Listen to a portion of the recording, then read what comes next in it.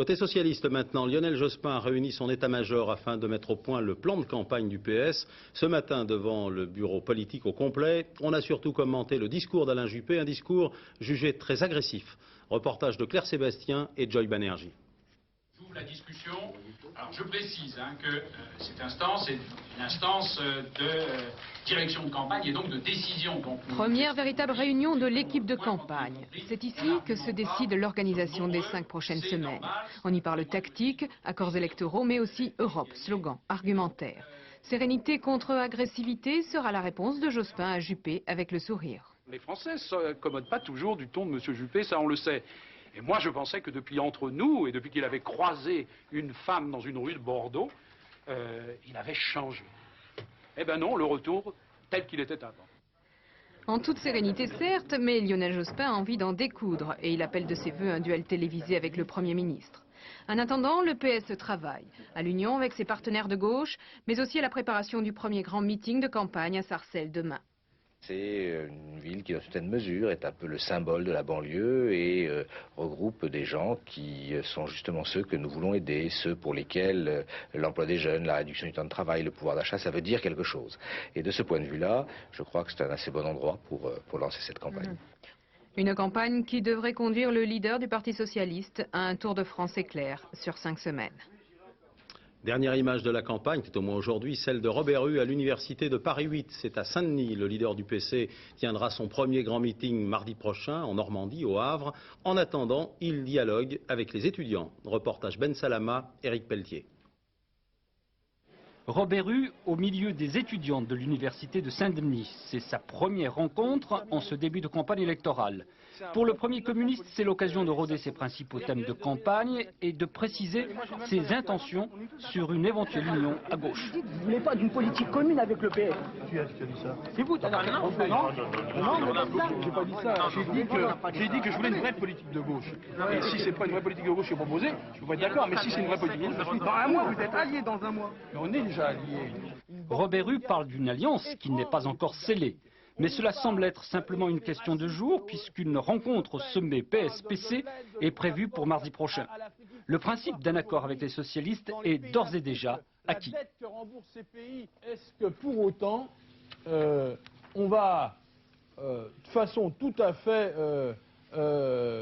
là électoraliste s'amuser à rédiger un programme commun ou à mettre au point un accord électoral, programmatique sur un coin de table parce qu'il y a anticipation des élections? Je dis non. Ça ne signifie pas qu'on ne peut pas tomber d'accord sur de grandes orientations d'une politique de gauche si la gauche est appelée à gouverner. Robert Hue n'a jamais caché son souhait de voir des ministres communistes dans un éventuel gouvernement de gauche, mais pour marquer sa différence et justifier un vote utile communiste à gauche, il cherche à présenter le PC comme le champion de tous les mouvements sociaux. Et c'est dans ce contexte qu'apparaissent les premiers sondages. Globalement, ils traduisent un oui mais des Français à Jacques Chirac. Si l'on en croit le sondage CSA réalisé pour Le Parisien, France Inter et France Info, la droite gagnerait largement les élections, mais plus de 81% des Français dénoncent une manœuvre politique. Stéphane Dubin, explication. La droite resterait en tête avec 332 sièges contre 221 pour la gauche. Plus précisément, le Parti socialiste totaliserait 201 sièges, le Parti communiste, lui, 20 sièges. Une centaine de sièges de plus, donc, pour le RPR et l'UDF. Le Front National et les écologistes sont, eux, crédités d'1 siège chacun. Concernant la dissolution, les avis sont partagés. 44% sont assez ou très satisfaits, 44% aussi sont peu ou pas satisfaits du tout. Sur l'annonce de la dissolution, 40% des sondés ont trouvé Jacques Chirac assez ou très convaincant, 57% peu ou pas du tout convaincant. Les Français semblent donc plutôt sceptiques, puisque 68% s'attendent à une politique de rigueur accrue, mise en place par le futur gouvernement, et 81% voient dans la dissolution de l'Assemblée une manœuvre avant tout politique. Roland Quérol, bonsoir. Bonsoir. Alors, si j'ai bien compris, la majorité des Français n'a pas été vraiment convaincue par Jacques Chirac. Mais si les élections avaient lieu aujourd'hui, la majorité RPR-UDF garderait le pouvoir. Oui, c'est un peu un paradoxe, mais quand on juge séparément le pouvoir, c'est pas la même chose que quand on compare. Et dans une élection, il faut comparer et finir par décider. Alors c'est vrai qu'on a ce paradoxe. Aujourd'hui, les gens ont le sentiment, à une écrasante majorité, que c'était un peu une manœuvre politique, cette dissolution. Mais lorsqu'ils ont finalement à choisir, eh ben, la droite, RPR, UDF, a gagné quelques points, même par rapport à notre dernier sondage. Je suppose que vous avez fait des comparaisons avec les précédents sondages. Ça donne quoi? Qui avance, qui recule? Alors c'est le RPR, UDF et les divers droites qui avancent, qui gagnent 5 points. Par rapport à cela, le Front National perd 3 points et l'ensemble de la gauche perd 2 points. Alors certains affirment que le coup de force, entre guillemets, de Jacques Chirac a plu à une partie de l'électorat du Front National. Ça se vérifie dans les chiffres? Là, vous disiez -3, oui, ça correspond à ça ou pas? C'est très clairement, dans ce moment chiracien de la lutte électorale, au départ, c'est l'électorat du Front National qui a été le plus déstabilisé. Il a perdu d'un coup 3 points alors qu'il avait gagné point par point 3 ou 4 points dans les derniers mois. Là, il a une chute de 3 points. Et quand on regarde ce que nous disent les électeurs sur le fait qu'ils sont sûrs de leur choix ou qu'ils peuvent encore changer d'avis, d'habitude, les électeurs Front National sont très sûrs de leur choix. Cette fois-ci, ceux qui aujourd'hui se prononcent pour lui, 13%, sont les moins sûrs de leur choix. Globalement, Roland Quérol, il n'y a pas une grosse modification du rapport de force entre la gauche et la droite pour l'instant? Il n'y a pas une très grosse modification, quelques points quand même, mais ce qu'il faut voir, c'est que peu de différences en voix au premier tour entraînent beaucoup de différences en sièges au second tour. Vous avez vu, on a dit 2-3 points, et ça fait qu'au lieu de 40 sièges d'avance, aujourd'hui le RPR et l'UDF partent avec 110 sièges d'avance. C'est pas joué, du coup, la campagne, parce que là encore, quelques petites avancées ou reculs en points peuvent changer beaucoup la physionomie de l'Assemblée, mais c'est vrai qu'après le discours de Jacques Chirac et les 2 premiers jours de campagne, la droite est mieux placée qu'elle ne l'était avant. Merci. Voilà donc pour l'essentiel de l'actualité politique. Dans un petit quart d'heure, nous ciblerons sur plusieurs circonscriptions grâce à nos confrères des stations régionales. Dans l'immédiat, place donc au grand débat. Gilles Leclerc reçoit Bruno Maigret et Henri Emmanuelli. Messieurs, c'est à vous. Oui, un débat pour éclairer les Français sur les enjeux véritables de cette élection et les propositions des différents partis politiques. Bruno Maigret, Henri Emmanuelli, bonsoir. Bonsoir. Beaucoup parlent de choix de société pour cette élection. Bruno Maigret, est-ce que c'est véritablement un choix de société que les électeurs vont devoir faire les 25 mai et 1er juin prochains? Je crois en effet qu'il y a un enjeu majeur, qui n'est pas celui qu'a défini M. Chirac. L'enjeu majeur, c'est de savoir si on va continuer dans la politique à tout va, de marche forcée, dans la mondialisation de notre pays, coûte que coûte, quel qu'en soit d'ailleurs le coût pour les Français. Parce que cette mondialisation, à travers Maastricht, à travers la concurrence sauvage, c'est l'explosion du chômage, c'est la cause de la baisse du pouvoir d'achat pour beaucoup de nos compatriotes, c'est la montée de la précarité, c'est l'explosion de la misère, des sans-domicile fixe, des RMistes, et c'est la raison pour laquelle nous considérons, nous, que contrairement à ce que font ceux du RPR et de l'UDF, contrairement à ce qu'a fait le Parti socialiste, il faut mettre un terme à cette politique de mondialisation et en revenir à une politique nationale de défense des intérêts des Français. C'est le sens de la politique sociale que nous préconisons. Alors Henri Emmanuelli, choix de société, c'est un choix entre quoi et Je quoi pense exactement? que ça va être un choix entre droite et gauche, entre le libéralisme économique, et le Front National n'échappe pas à la logique libérale, quoi qu'en dise ou en pense ou fasse semblant d'en penser M. Maigret, ça se saurait autrement. On va y avoir votre programme économique. Hein. Écoutez, je suis mieux placé que vous pour savoir ce qu'est notre programme. Mais non, vous n'êtes pas mieux placé que moi. On va parler des programmes respectifs. M. Emmanuelli, vous poursuivez. Vous êtes mieux placé que moi pour fantasmer sur votre programme. Si notre programme n'était que libéral, nous aurions... Mais pourquoi chercherions-nous à le cacher, notre programme est social? L'impôt sur les successions, bref, vous faites des cadeaux à tous les gens qui ont de l'argent, et ensuite vous vous tournez vers les petits en leur disant on va penser à vous. Ça serait bien la première fois qu'un parti fascisant s'occupe des... Oui, alors écoutez, si vous démarrez sur ce ton-là, on va changer de sujet, effectivement. Contrôlez votre programme. On va venir. Je ne vois pas pourquoi, monsieur Maigret, vous avez honte d'être un apprenti fasciste. Moi, je suis socialiste. Vous êtes un parti corrompu, monsieur Emmanuelli, vous le savez bien. Ah bon, ça, personne ne le sait, monsieur Maigret. Vous êtes un parti corrompu, moi, que ma femme se présente à ma place. Quel rapport? Vous parlez de parti corrompu. Henri Emmanuelli, je vais poser une question précédente. Monsieur Emmanuelli. Si vous voulez, monsieur Maigret. Je crois qu'il ne faut pas se tromper. Si vous voulez employer des mots comme ça, corrompu, des injures. Oui, mais c'est vous qui avez comme ça. Ce n'est pas une injure. Allez, gardez votre calme. Allez, gardez votre calme. Très calme. 2 minutes, je vous remercie. Henri Emmanuelli, je vous en prie, pas de considération personnelle dans ce débat. Vous êtes là pour informer les Français de vos propositions. Henri Emmanuelli, je voudrais savoir quelles sont les propositions que vous allez faire aux Français les 25 mai et le 1er juin. Bon, je vois que c'est pas possible, donc je vais vous répondre. Voilà, répondez à ma question, merci. Alors, votre question. Ma question c'était quel choix de société et quelle proposition du PS entre pour la les droite et Français? la gauche, on va avoir soit une politique ultralibérale, et je pense que ces élections législatives sont faites pour faire oublier les promesses ambiguës de M. Chirac en 1995, soit une politique que nous essayons d'amodier pour concilier un compromis entre l'économique et le social dans le cadre d'une économie de marché. Et sur l'Europe, qui est un sujet important, il est vrai que les socialistes ont voté pour Maastricht. Et moi, j'ai fait la promotion de Maastricht. Et je suis pour la monnaie unique si c'est un instrument de développement et de puissance. Mais vous verrez, M. Maigret, que si quelqu'un doit changer quelque chose à la marche de l'Europe, ce ne sera pas le Front National, qui n'en aura jamais les moyens. Ça va être le Parti socialiste, parce qu'il pose des conditions. Et que si ces conditions ne sont pas remplies, nous ne dirons pas oui. Et c'est nous qui serons éventuellement en situation de négocier, vous le savez parfaitement, et pas vous. Vous continuerez à vendre des fantasmes pendant ce temps-là. Bruno Maigret, vous parlez dans votre programme également de justice sociale. C'est une formule que je pense, Henri Emmanuelli, vous pouvez partager, en tout cas sur la formule. Justice sociale, pour vous, ça signifie quoi? Et ça signifierait quoi pour les premières mesures qu'éventuellement des députés ou des élus du Front National pourraient mettre en œuvre? Un mot d'abord pour répondre à M. Emmanuelli, qui nous explique qu'il est pour Maastricht, mais qui veut mettre des conditions. Ça n'est pas à la hauteur de l'enjeu. Le problème n'est pas de savoir si le critère de convergence doit être de 3% ou de 3,5%. C'est le débat qui s'instaure entre vous. Le vrai problème est de savoir s'il faut faire l'euro ou pas. Et si nous faisons l'euro, c'est la fin de la souveraineté monétaire de notre pays. Nous n'aurons plus les moyens de défendre les intérêts de notre pays, et les distorsions économiques entre les pays européens, au lieu de se résoudre par la variation du taux de change de la monnaie, se résolveront par l'augmentation du chômage chez les uns, par l'élévation du coût de la vie chez les autres. C'est très dangereux.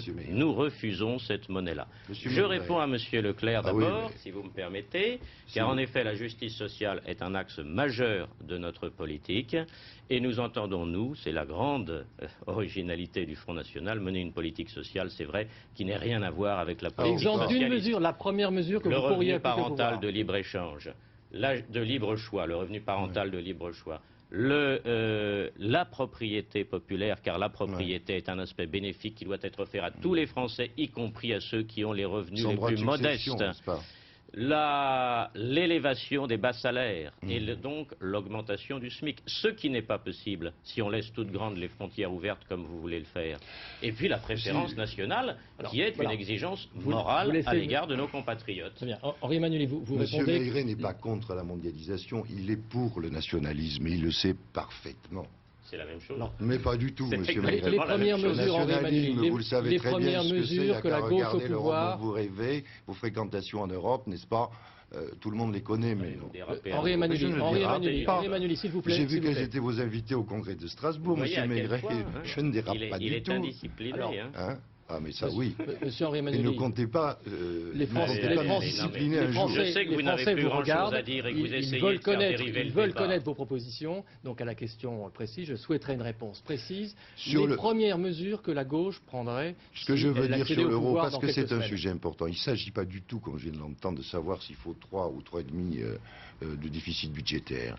Nous disons que nous voulons une Europe sociale, nous voulons un minimum social européen, nous voulons discuter de ces choses-là.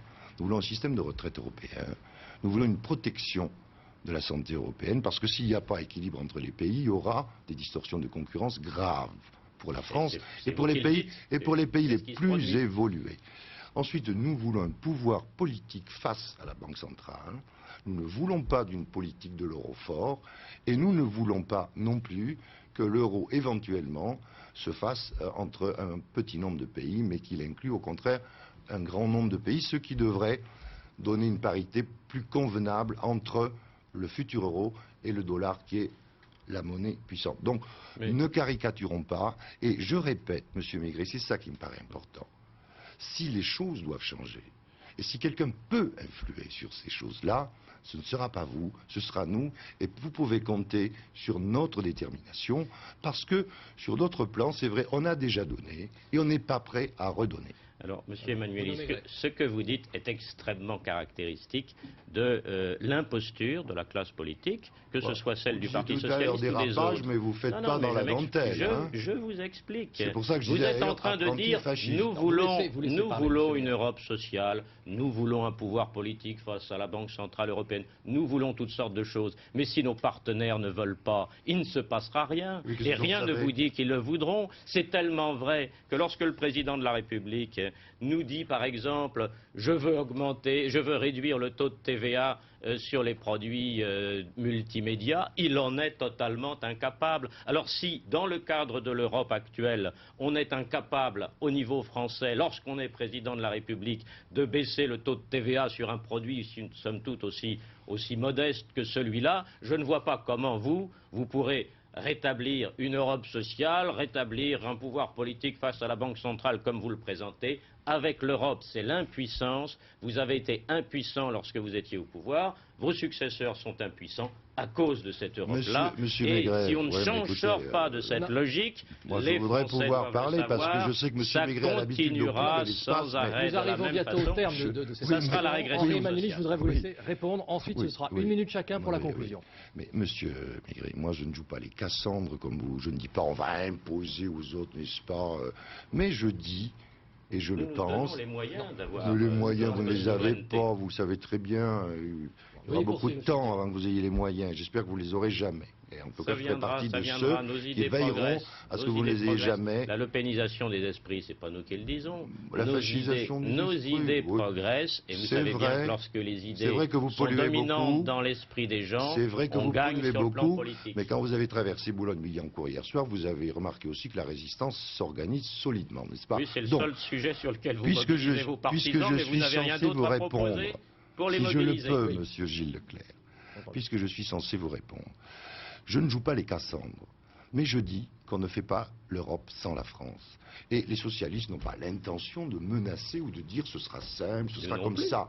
Mais nous avons l'intention de dire à nos partenaires ces conditions sont sérieuses, la discussion est sérieuse.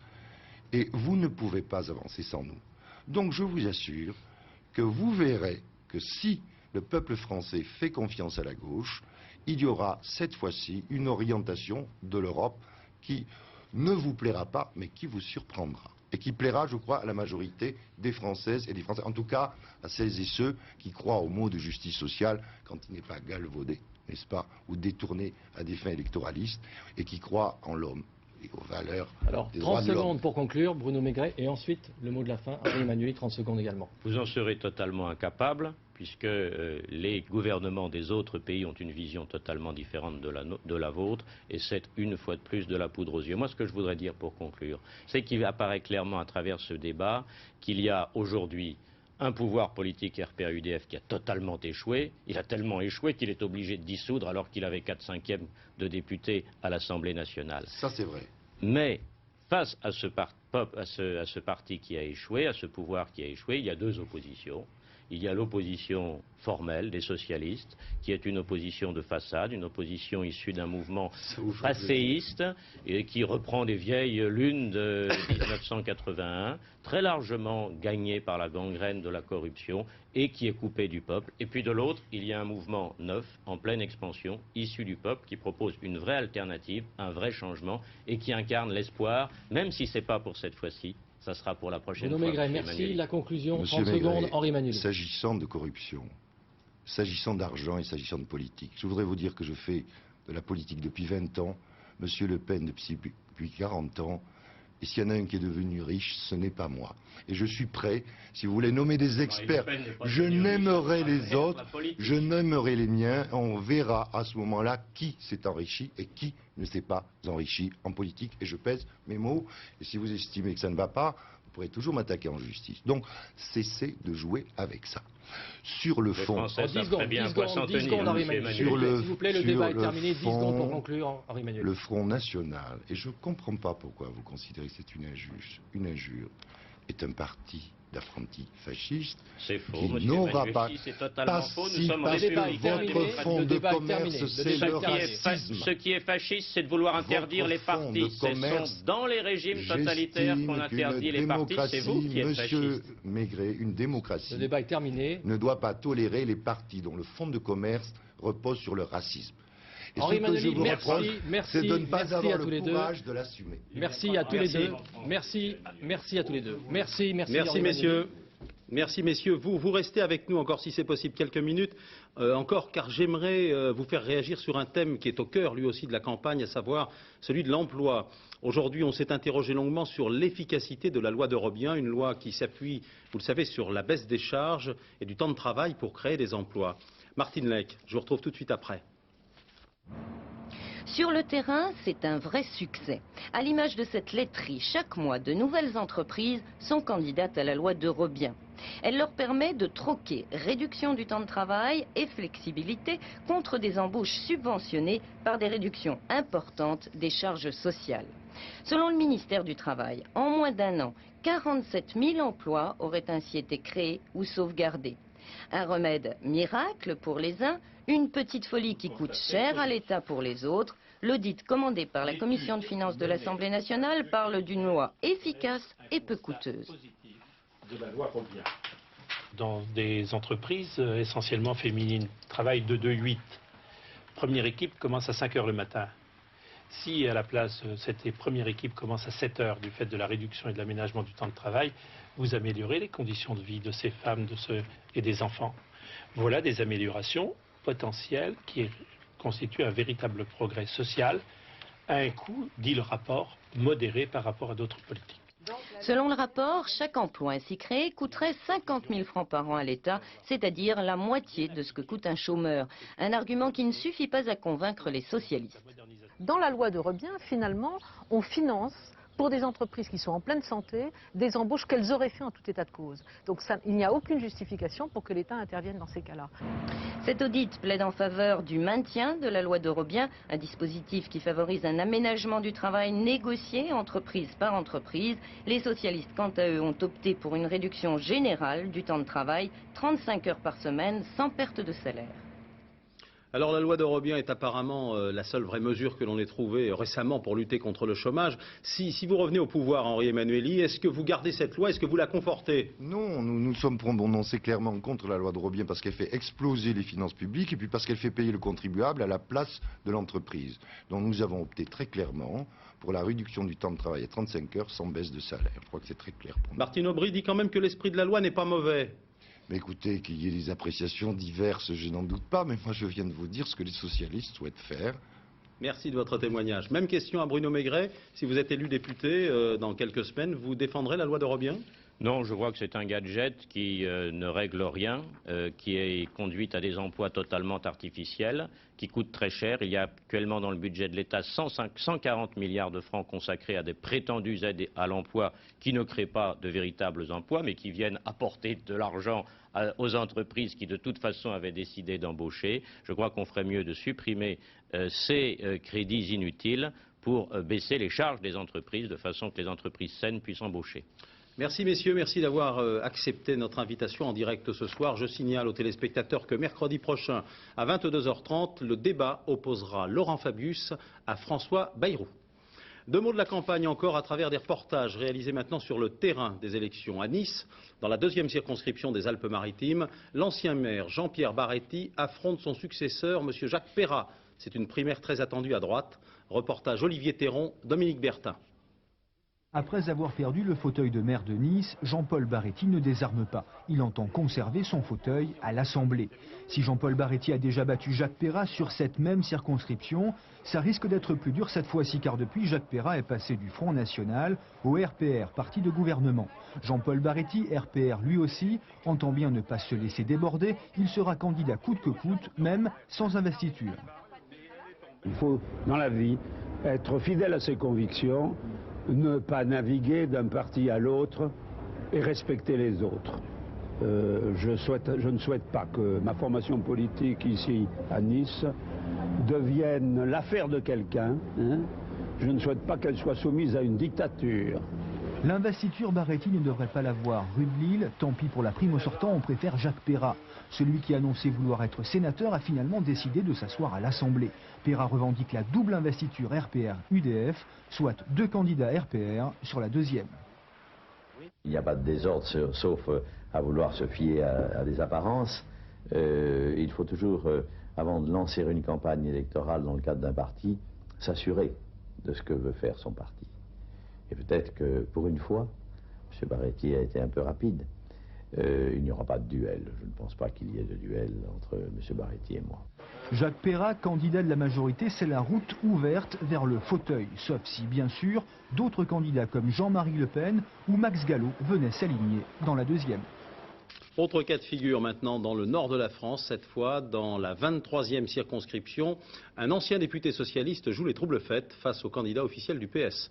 Reportage Christelle Massin, Paul-Albert Druon. Il se déclare aujourd'hui en marge de la discipline du parti et n'a pas abandonné l'ambition de redevenir parlementaire. Si certains l'ont vu sacrifier sur l'autel de la place des femmes en politique, lui estime simplement être le meilleur, le seul candidat pour battre la droite. Il y a une procédure de désignation. Les circonstances font que la campagne se fera en 4 semaines et non pas en 1 an, comme cela a été prévu. Donc, quand le bateau coule, c'est à chacun de prendre ses responsabilités. Moi, je prends les miennes, c'est de renflouer le bateau et de le conduire à bon port. La candidate officielle du PS, c'est elle, Jacqueline Barr. À ses yeux, l'arrivée d'Umberto Battiste représente surtout une perte de temps dans une campagne très courte et un risque d'éparpillement des voix de la gauche. J'ai l'impression qu'il ne sait plus lui-même où il en est et je me demande comment il vit la situation de candidat indépendant et en même temps vice-président socialiste du Conseil régional. Alors là, j'avoue que je ne comprends pas. Une circonscription tombée à droite en 93, un Front National puissant, la candidature de poids d'Annick Matiguello pour le Parti communiste, le PS ne peut s'offrir le luxe d'une querelle interne. À Paris, une réunion PC-PS Vert doit faire le point sur les candidatures uniques. Le cas de la 23e sera évoqué. Elle compte déjà 10 candidats, dont 7 pour la gauche. En dehors de la politique, voyons rapidement les autres temps forts de l'actualité, en commençant par le conflit à la SNCF. Les contrôleurs sont en grève jusqu'à vendredi matin et les perturbations débutent ce soir. Karine Chana, Lionel Cotu. La longue attente des voyageurs. Dès ce soir, cette grève des contrôleurs devrait perturber le trafic grande ligne, mais c'est demain que les trains resteront surtout à quai. Les grévistes réclament des embauches et de meilleurs salaires, mais aussi plus de considération. L'insécurité qui règne complique la tâche des contrôleurs et en même temps, ce n'était pas leur métier. Le métier des contrôleurs, ce n'était pas de faire régner la sécurité dans les trains. Et quand les contrôleurs sont absents, les trains ne partent pas. Résultat, demain, le trafic devrait être réduit d'un tiers pour les grandes lignes, les TGV et le TER. Un numéro est à votre disposition, le 08 36 35 35 35. Des centaines de camions à l'arrêt. La conséquence à Douvres, en Angleterre, du blocage depuis hier des ports de Boulogne-sur-Mer, Calais et Dunkerque par les pêcheurs français. Ils protestent contre une directive européenne. En jeu, l'agrandissement des mailles de leur filet, synonyme d'une baisse de leur prise. Il y a toutes les familles à nourrir, tous les bateaux à payer, les maisons. Si on laisse faire, ben, c'est fini. C'est fini pour la pêche, pour tous les marins français. Cet après-midi, 3 compagnies de ferry britanniques devaient déposer une demande d'injonction auprès du tribunal de Boulogne. Leur but, obtenir la levée du blocus des ports français et débloquer les routes d'accès. Une des victimes du dépeceur de Mons identifiée. Selon le parquet de cette ville wallonne, il s'agit d'une femme belge qui habitait la région. Son portrait robot a été diffusé depuis la semaine dernière, mais les découvertes macabres, elles, ont débuté fin mars. Au total, une quinzaine de sacs poubelles renfermant les restes de 3 à 6 femmes. Tous ont été retrouvés dans des lieux aux noms évocateurs, comme la rivière La Haine ou la rue du Dépôt. La police privilégie donc la piste d'un psychopathe, mais réfute ce soir des informations de la presse flamande faisant état de l'arrestation d'un suspect dans cette affaire. Une poignée de main pour un mariage de raison.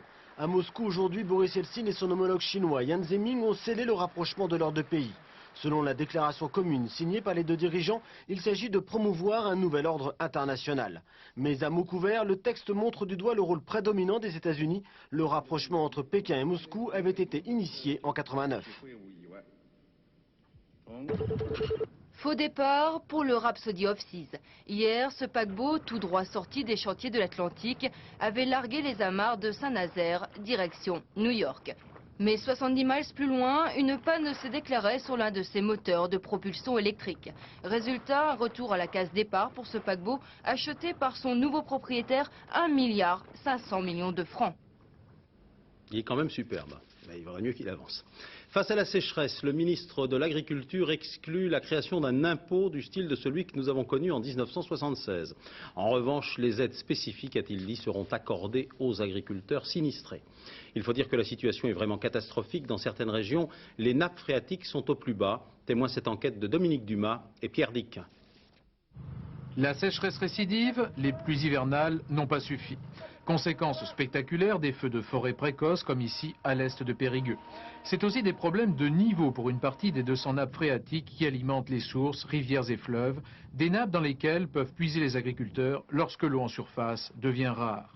Les études du Bureau de recherche géologique et minière révèlent un déficit de 50% pour le nord. L'ouest, le massif central et l'Aquitaine sont également touchés.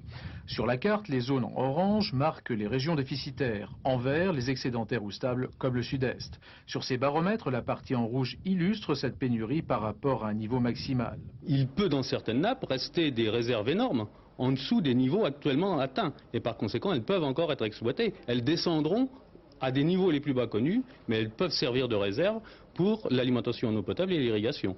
Ceci étant, il y a des problèmes de gestion. Dans plusieurs départements, des restrictions d'arrosage et d'irrigation ont été décidées. Le ministère de l'Agriculture a annoncé une série d'aides face à la sécheresse et au gel. Un fonds d'indemnisation est en place. Les procédures d'aide seront accélérées, notamment pour résoudre les problèmes financiers. Approvisionnement en fourrage et délai de déclaration des terres arables reportés au 15 mai sont également au chapitre de ces mesures. En Beauce, on pourrait renouveler le triste record des bas niveaux des années 76 et 90. La pluie est certes attendue, mais c'est celle de l'automne prochain qui rechargera la nappe. Au même moment, le gel continue malheureusement de faire des ravages. Des arbres fruitiers et des vignes ont été touchés très sérieusement dans le Tarn et dans le Tarn-et-Garonne. Gros problème également à l'Est, notamment en Alsace. Sur place, ce sont les asperges qui ont souffert et qui ont trinqué. Témoin ce reportage de Frédéric Thibault et Jean-Christophe Routier. Rabougries, molles et sans saveur. Depuis 2 jours, les producteurs alsaciens ne récoltent que ces asperges gelées. Partout dans les champs, c'est la même désolation. Les asperges n'ont pas survécu à des températures qui sont descendues jusqu'à -7 degrés la nuit. Sur la récolte qui venait de commencer, ce gel a des conséquences dramatiques. On a une perte carrément de 50% sur la vente journalière. Et on ne peut pas livrer nos... On a des asperges qui ont été commandées. On ne peut même pas les livrer parce que... On peut les jeter, on ne peut pas les vendre, ces asperges. Même son de cloche chez les producteurs de fruits de la région. Ce matin, ils ont découvert à leur tour les ravages causés par les caprices de la météo. Les jeunes pousses qui venaient tout juste de sortir avec l'arrivée des beaux jours n'ont pas résisté au froid nocturne. Cerises, pommes, poires, mirabelles, toutes les récoltes sont touchées. Alors là, en fait, si on regarde sur l'ensemble du bouquet, je l'ai. Sur les 5, 100%. Certaines exploitations alsaciennes, petites et déjà endettées, subissent de plein fouet ce qui apparaît comme une véritable catastrophe. C'est simplement la recette de l'année qui disparaît. Ceux qui ont investi beaucoup, ça peut être une année, ça peut mettre en péril une exploitation. Reste maintenant à faire le bilan définitif des dégâts causés par le gel. Ce qui est sûr, c'est que le consommateur lui aussi fera les frais de ces intempéries. On annonce déjà une flambée des prix sur les fruits et légumes alsaciens pour l'été à venir. Un mois de sécheresse, 15 jours de gel et des élections, on l'aurait parié, un syndicat d'agriculteurs vient de demander un impôt sécheresse. Vrai ou faux? Eh bien c'est faux. Il faut dire que l'impôt de 76 avait fait trop mauvais genre et que les syndicats n'osent plus en reparler. Il faut dire surtout qu'entre-temps, les agriculteurs sont devenus de véritables chefs d'entreprise. Ils ont appris à gérer les risques de leur métier. Alors, pourquoi, me direz-vous, ces aides décidées aujourd'hui par le ministre de l'Agriculture? Est-ce que les autres entrepreneurs en reçoivent quand, par exemple, le dollar se casse la figure et qu'ils vendent moins bien à l'étranger? Il faut en fait savoir qu'un agriculteur ne peut pas s'assurer contre le gel et la sécheresse auprès d'une compagnie privée, qu'il n'existe qu'un fonds financé moitié-moitié par les agriculteurs et par l'État, et que seul un décret ministériel peut le débloquer. Or, il est trop tôt pour connaître l'ampleur des dégâts. Parfois, la nature est généreuse et peut réparer en juin les ravages qu'elle a commis en avril, d'où ces mesures ponctuelles pour supporter l'attente.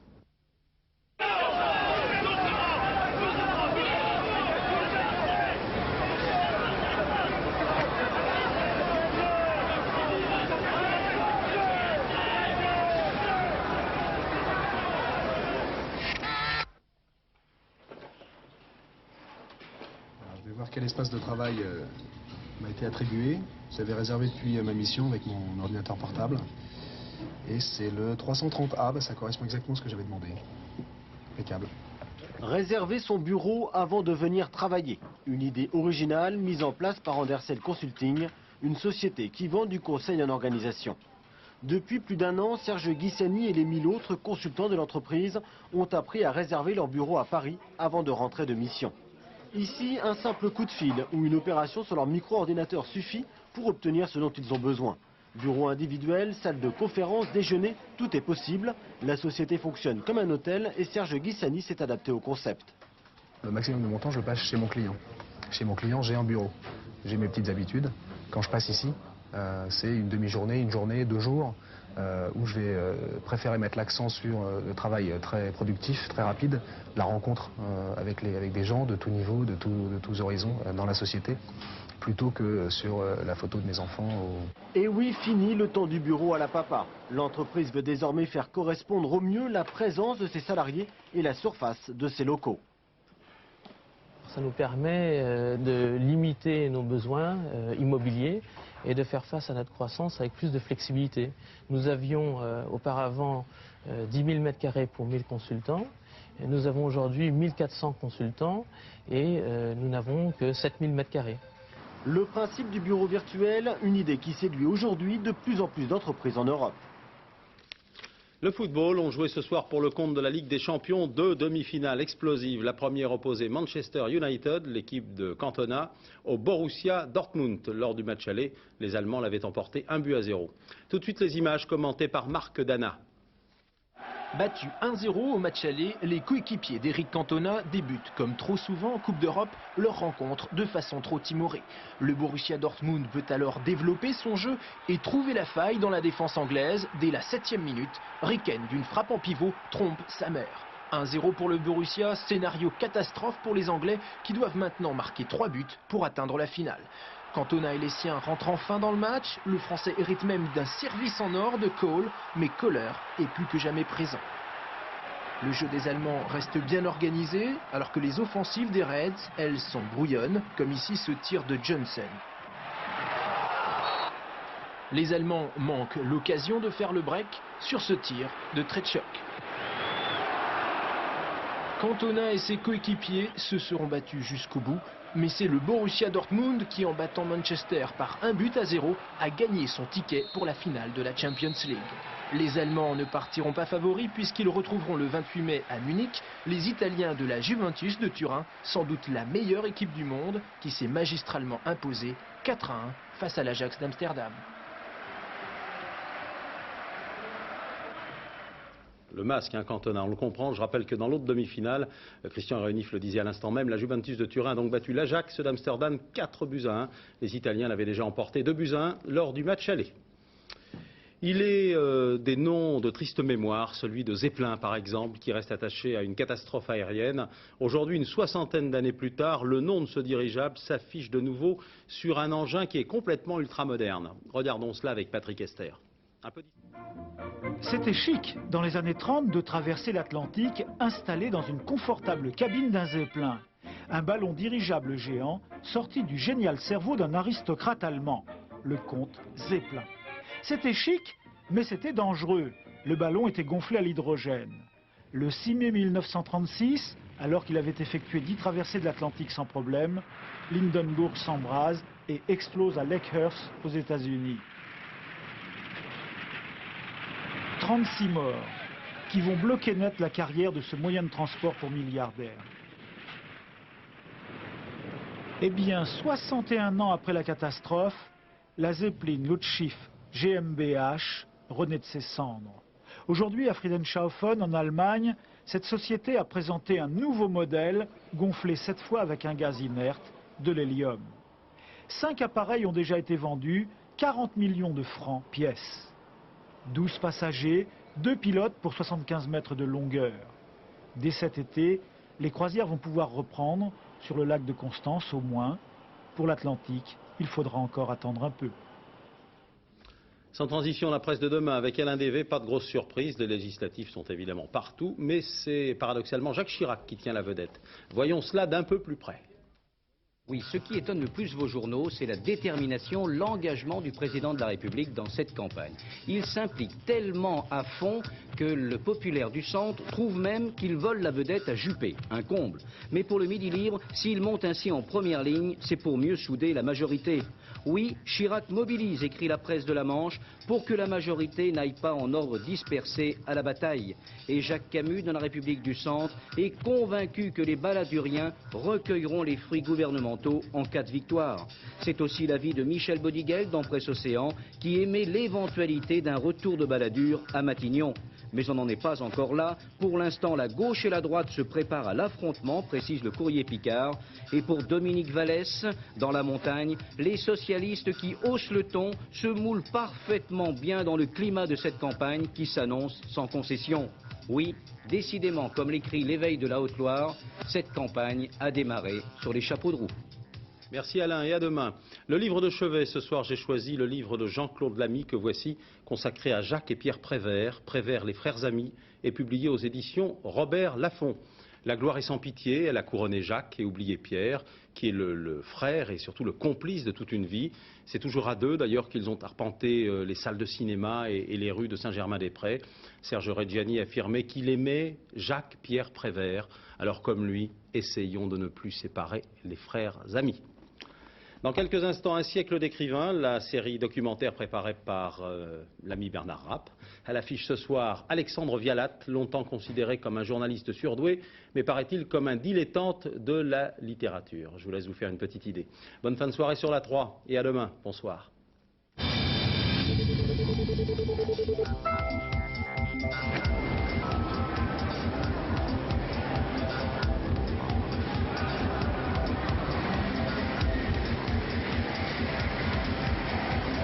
Dans la littérature, Vialat possède une place très enviée d'humoriste décoiffant.